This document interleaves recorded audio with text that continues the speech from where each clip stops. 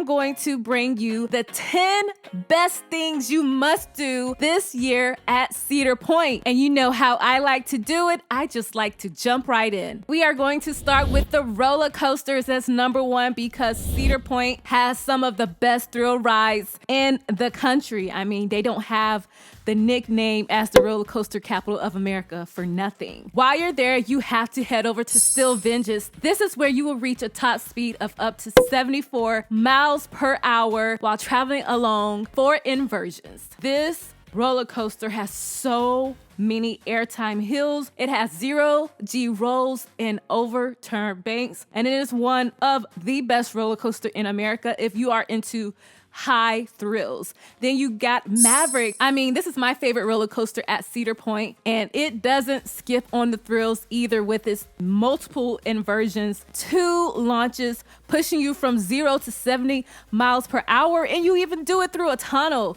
I love this ride, and a hipster power tip is to ride it at nighttime. It is a totally different experience, and if you're super brave, you should have your first ride on it at nighttime. Now we head over to Millennium Force, and it's one of the original Giga coasters built by Intamin. Millennium Force is just an experience. I've only rode it once, and that was good enough for me because this is just too intimidating for me. But if you're ready to climb up that hill and go through an incredible adventure, then you have to do Millennium Force. Then we have Valraven, which is still pretty scary. It's a dive coaster with a top height of 223 feet and a 214-foot drop at a 90-degree angle. But not before it dangles you at the very edge, at the very top for several seconds just to freak you out, get all the butterflies in your stomach before you just tumble down while hitting some inversions, going about 70 miles per hour.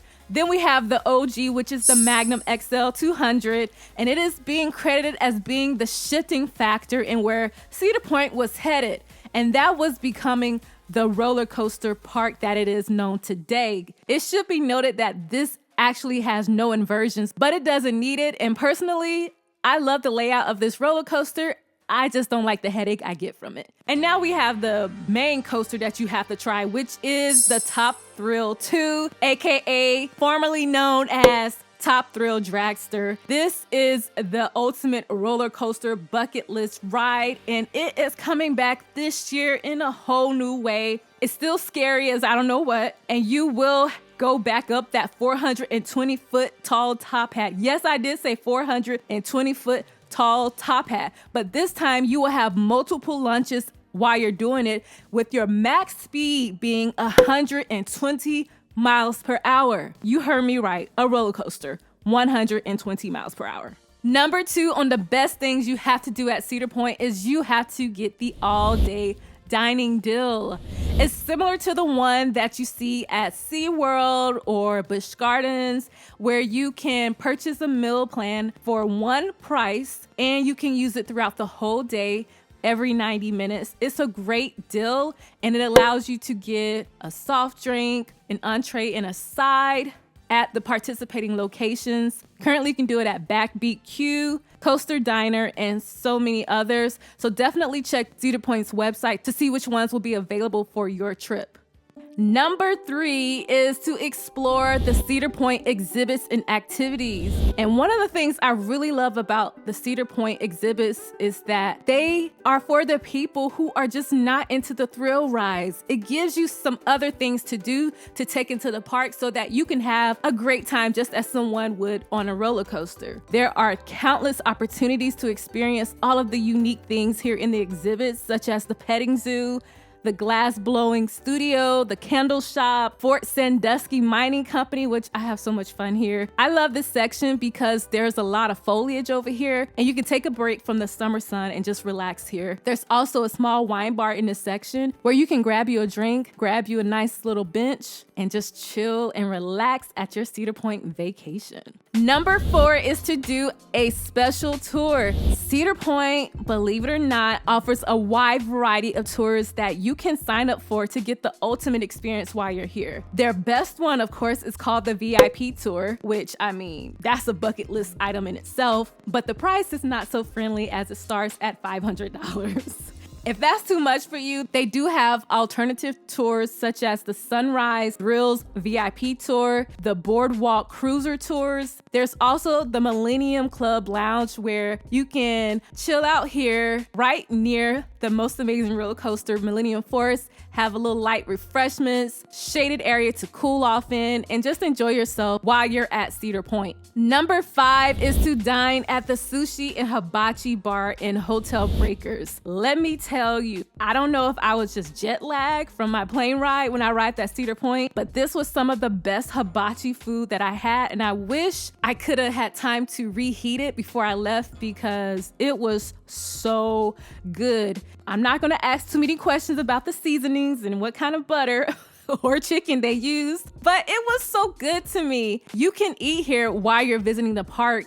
Just be sure to get your hand stamped for re-entry so that you can go over to Hotel Breakers, have lunch there, and then come back to the park and finish up your day. Number 6 is to party it up at one of the festivals and special events. Cedar Point is always having events to kind of carry us through the theme park summer season. This year, they're offering things such as the Boardwalk Nights Party, Coaster Mania, where all of us coaster enthusiasts get together and just go crazy on all of those rides. There's also Light Up the Point, which is their 4th of July celebration that you absolutely have to come to. And then there's my favorite, which is Hollow Weekends.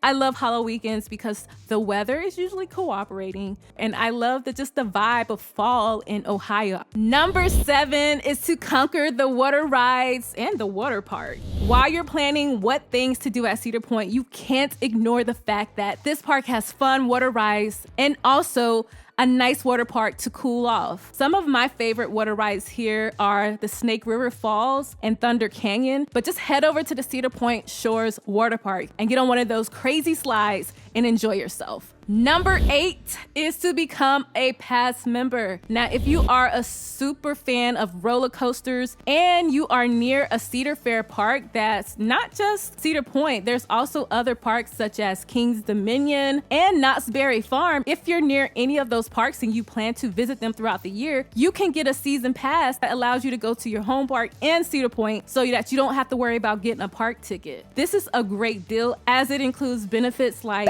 unlimited visits, free parking, bring a friend discounts on food and merchandise, and so much more. Number 9, and might I add, my favorite, is to create your own foodie tour. I know you're here for the coasters, but if you're like me, if you're just a foodie at heart, then this is the ideal park. Cedar Point has so many restaurants, and I recommend that you go online and look at each menu, kind of pick out like every little thing in your ideal world if you had unlimited amount of space in your stomach, and write down everything you want to try and where it's from. That way you can make it somewhat of your own food festival at Cedar Point. Here is my ideal itinerary for you. You can go to Backbeat Q and get the smoked brisket there. Then you can head over to Chickies and Pete's for their famous crab fries. And then, oh my goodness, Famous Dave's, the barbecue spot. Oh my goodness, they have this platter, this feast for 2 platter where you can get all of the different